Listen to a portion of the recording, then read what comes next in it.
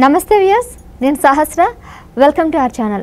పెన్షన్లు ఆపేస్తున్నారు, మమ్మల్ని కావాలనే ప్రజల దగ్గర చెడ్డ పేరు తీసుకురావడానికి, అధికారంలో మళ్ళీ రాకుండా ఉండడానికి టీడీపీ నాయకులంతా ప్రయత్నిస్తున్నారంటూ వైసీపీ నేతలు అయితే ఆరోపిస్తున్నారు వారి మీద. నిజంగానే మరి టీడీపీ నాయకులు పెన్షన్లు ఆపే ప్రయత్నం చేస్తున్నారా? వాలంటరీ వ్యవస్థని ఎందుకు అడ్డుకుంటున్నారు? మరి ఇటువంటి అంశాల మీద మాట్లాడడానికి మనతో పాటు ఉన్నారు పొలిటికల్ అనలిస్ట్ అడిసిమల్లి శ్రీనివాస్ గారు. నమస్తే సార్. నమస్కారం అండి. సార్, ఇప్పుడు ఏపీలో ప్రస్తుతం అయితే ఈ వాలంటరీ వ్యవస్థ గురించి చర్చ బాగా జరుగుతుంది. ముఖ్యంగా టీడీపీ నాయకులు కావాలనే పెన్షన్లు ఆపేయడానికి, వాలంటరీ వ్యవస్థని అడ్డుకట్ట వేయడానికి ఇదంతా చేస్తున్నారు అని అంటున్నారు.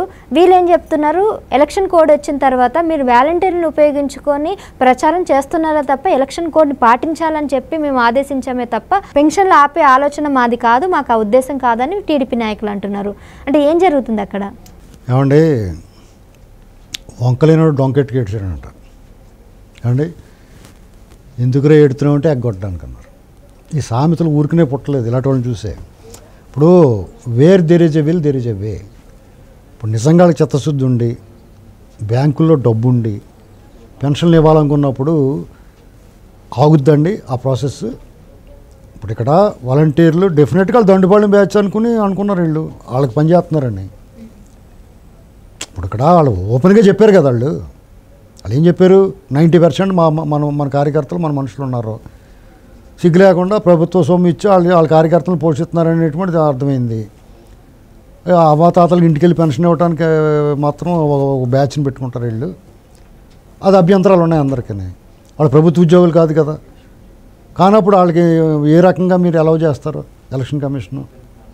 కాబట్టి వాళ్ళని ఏ ఎన్నికలకు సంబంధించి ఏ విధుల్లోనూ వాళ్ళు ఉండడానికి వీల్లేదని చెప్పేసి వాళ్ళు ఆదేశాలు ఇచ్చారు. అప్పుడు నిజంగా నువ్వు అవ్వాతాతలకు 1వ తారీఖున పెన్షన్ అందివ్వాలి. ఈ ఎండల్లో పడి వాళ్ళు మాడకుండా ఉండాలంటే నువ్వేం చేయాలి? సచివాలయం సిబ్బంది ఉన్నారు, రెవెన్యూ యంత్రాంగం ఉంది, పంచాయతీ సిబ్బంది ఉంటారు. నువ్వు ఇవ్వాలనుకుంటే ఇవ్వచ్చు కదా. ఇప్పుడు సారా కొట్ల ముందు ఉపాధ్యాయులను కాపలా పెట్టినోడివి, పవన్ కళ్యాణ్ గారి సినిమాలు రిలీజ్ అయినప్పుడు లేకపోతే రేట్లు తగ్గించి కార్యక్రమం వాళ్ళ మీద వీళ్ళందరినీ ప్రయోగించినప్పుడు వాళ్ళు కూడా సిగ్గు లేకుండా వెళ్ళి నిలబడ్డారు అక్కడ థియేటర్ల దగ్గర. అంత పని చేసినప్పుడు మొన్న ఏదో సినిమా రిలీజ్ అయితే ఆ సినిమా ఆపడానికి, రాజధాని ఫైల్ సినిమా ఆపడానికి ఆగమేఘాల మీద వర్క్ చేసిన ఈ యంత్రాంగం ఈ మొండుటెండల్లో ముది ఒగ్గులు పండుటాకులు వాళ్ళు మలమల మాడిపోతారని తెలిసి మీరు ఏ రకంగా వాళ్ళని సచివాలయానికి వచ్చి తీసుకోమంటారు? మీకు మనసు లేదా? ప్రతిపక్షాలు కూడా వదిలేండి, మీ బుద్ధి ఏమైంది? చీఫ్ సెక్రటరీ అని మీ హత్యానేరను నమోదు చేయాలా? వాళ్ళు చేసిన హత్యలే వాళ్ళు తెలీదా? నువ్వు రా ఎండ్లోకి, విజయవాడ బందర్ రోడ్లోంచి బస్టాండ్ దగ్గర నడిచెళ్ళి చూద్దాం. ఇది రాజకీయాలు చేయండి. ఇంత నికృష్ట నీచ దుర్మార్గ అరాచక రాజకీయాలు వాళ్ళ మీద ప్రయోగిస్తారా? దానికి ప్రతిపక్షాలు వాళ్ళు తెలియదా? మొత్తానికి పెన్షన్లు ఎగ్గొట్టేయండి, ఇవ్వడానికి కుదరదంటే ప్రతిపక్షాల మీద బాధపడతారు వాళ్ళు. 1వ తారీఖు అలా 3వ తారీఖు ఇస్తాను మీరే చెప్పారు. వాళ్ళు రిలాక్స్ అయిపోయారు, ఎలాగైతే రేపు వస్తాయి అనుకుంటారు. అంతేగాని అదేదో నువ్వు ఇచ్చేది వెళ్ళినా వాళ్ళని ఇంటికి పట్టుకెళ్ళి మనొచ్చు కదా. ఎంతమంది ఉంటారు ఒక గ్రామంలో? అసలు డబ్బులు అయ్యి అక్కడ పాలకొల్లు రామానాయుడు గారు చెప్తున్నారు 14 లక్షలు కావాలంట అక్కడ పెన్షన్లు పంచడానికి, 9,000 ఉన్నాయంట. ఎంతమంది పంచితే ముగ్గురితో అయిపోద్ది అది. మరి వీళ్ళందరినీ ఎందుకు తీసుకొచ్చారు అక్కడికి? తోలు కొరడాలు ఇచ్చి కొట్టేయాలి, పట్టుకుని కొట్టాలండి. కొడతనే దారిలోకి వస్తారు వీళ్ళు. చెప్తే వినరు, కొడత ఎడుతారు. ఎంత నిస్సిగ్గుగా రాబందులు లేవనుకుంటున్నాం మనం. ఇప్పుడు రాబందులు వీళ్ళే. శవాలు ఎక్కడ దొరికితే వాళ్ళు పీక్కు తిందామని చూస్తారు. శవ రాజకీయం, వాళ్ళు బతికే శవాలమే పుట్టిన పార్టీ, శవ రాజకీయం చేసిన పార్టీ. వాళ్ళు అంతకన్నా ఎక్కువ ఏం ఆలోచిస్తారు? ప్రజలు కూడా ఇప్పుడు ఈ 40 రోజులన్నా కరెక్ట్గా పనిచేయండి అయ్యా.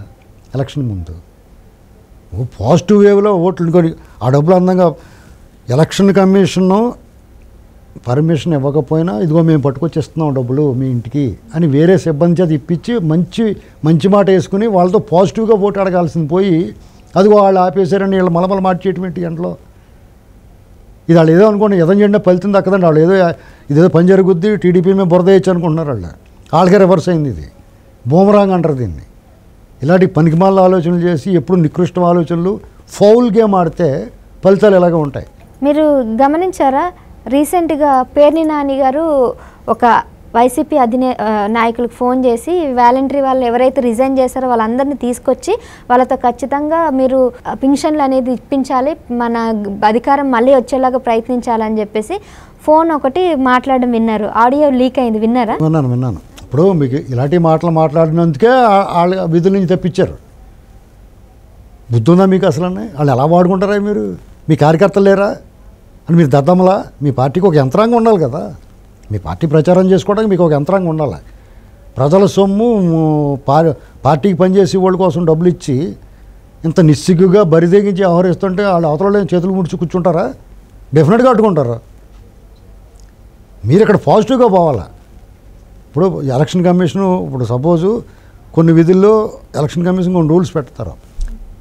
ఆ రూల్స్ తగ్గట్టుగా వాళ్ళు చీఫ్ సెక్రటరీ ప్రభుత్వ యంత్రాంగం పనిచేయాలి. అంతేగాని ఇంకా జగన్ బూట్లు నాకుతాం అనుకుంటే ఎలా కుదురుతుంది? వాళ్ళు ఊరుకుంటారు. వాళ్ళు మొత్తం బ్యాచ్ మొన్న ఒక వికెట్కి 9 వికెట్లు, ఒక బాల్కి 9 వికెట్లు తీశారు.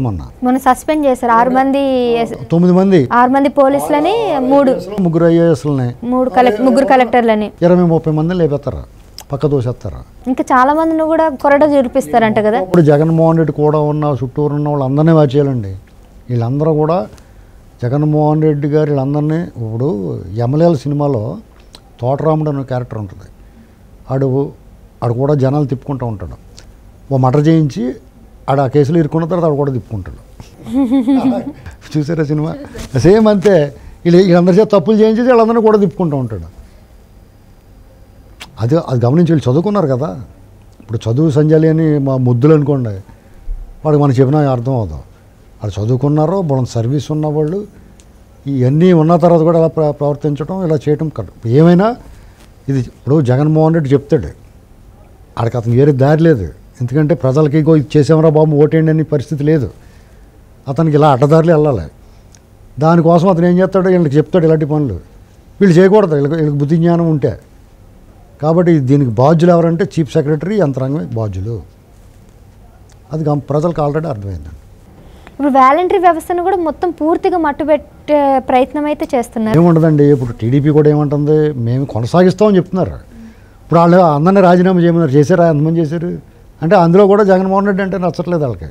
నిజంగా సుక్షిత లేని సైనికులు అనుకోండి, మీరు రాజీనామా చేయండి అంటే చేయాలా? ఎందుకు చేయట్లేదు చేస్తే మళ్ళీ వాళ్ళు తీసుకోరేమో అని.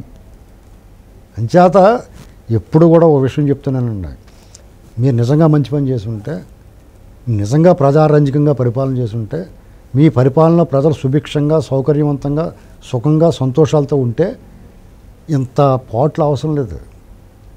అర్థమైందండి? ఇప్పుడు వాళ్ళు ఏంటంటే వాళ్ళు ఏమీ చేయలేదు, అన్నీ అవకతవకలే, ప్రజా వ్యతిరేక నిర్ణయాలే, ప్రజల్ని పీడించు తిన్నారు. కాబట్టి వీళ్ళు ఏం చెప్పినా నమ్మరు ప్రజలు, అన్నీ వినేసి వాళ్ళ పనులు చేసుకుంటారు. ఇప్పుడు మొత్తానికి అయితే ఇప్పుడు ఎలక్షన్ కోడ్ని ఉల్లంఘించినందుకు అందరికీ అయితే సస్పెండ్ అనేది జరుగుతూ ఉంది.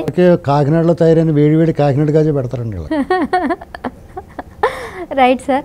సో నిజంగానే అక్కడ పరిస్థితి అయితే చేజారేటట్టుగా అందరూ కూడా అలానే చేస్తూ ఉన్నారు. ఎలక్షన్ కమిషన్ని కూడా ఉల్లంఘించి వాళ్ళు ఈ నిర్ణయం తీసుకోవడం వల్లే సస్పెన్షన్ వేటు అయితే పడింది వాళ్ళ మీద.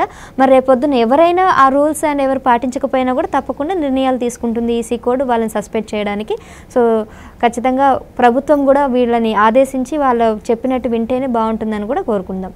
Thank you sir. నమస్కారం.